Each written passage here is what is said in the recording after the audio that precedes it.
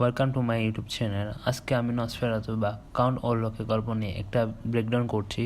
Recently একটা নতুন নসফেরাতু cinema মুক্তি হয়েছে এবং এটি পরিচালনা করেছেন রবার্ট এগার্স। সম্প্রতি বিখ্যাত ব্রাম স্টোকারের উপন্যাস নিয়ে আরেকটা নতুন অ্যাডাপশন মুক্তি পেয়েছে। এর আগেও গত জেনারেশন বা শতাব্দীর মধ্যে আরও দুইটা অ্যাডাপশন তৈরি হয়েছিল।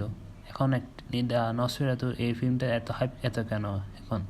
অন্তত 50 বছর পর নতুন নসফেরাতু মুভি বের হয়। যেমন নসফেরাতু সর্বপ্রথম মুক্তি পায় 1922 সালে এবং এরপরে এডিশন মুক্তি পায় নসফেরাতু দ্য ভ্যাম্পায়ার নামে 1959 সালে এবং সর্বশেষ বের হয় 2024 সালে দ্য নসফেরাতু নিয়ে।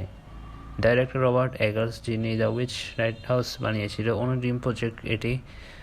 ড্রাকুলা উপন্যাসটাকে এতে সরাসরি বেস করে না হলেও ইন্সপায়ার হয়ে নির্মিত হয়েছিল। গথিক হরর ফিল্মগুলোর মধ্যে সর্বপ্রথম ও সর্বশেষ ভয়াবহ এটি ধারণা করা হয়।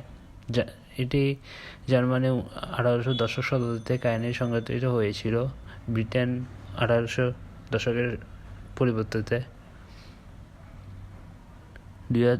সমসাময়িক ভিত্তিতে নতুন টেকনোলজি আবির্ভাব ঘটার কারণে অনেক আধুনিক ইটি লাগে, যা গত দুইটা অ্যাডাপশন থেকে একটা নুয়ান্স বা ডিফারেন্ট হয়েছিল। যেমন নসফেরাতু 1922 মুভিটি একদম সাইলেন্ট ফিল্ম হয়, ক্যামেরা অ্যাঙ্গেল, অ্যাটমসফিয়ার, ক্যারেক্টার এবং ওই সেটিংসের মধ্যে একদম পুরানো বা সাউন্ডলেস ছিল।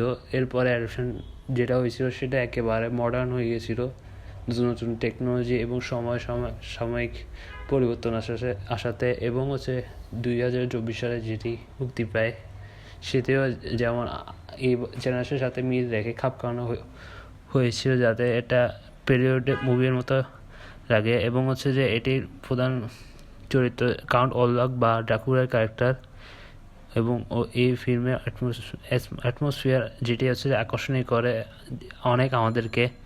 এবং সর্বশেষ এটি 2024 সবচেয়ে অ্যান্টিসিপেটেড মুভি হিসেবে এটি ধারণা করা হচ্ছে।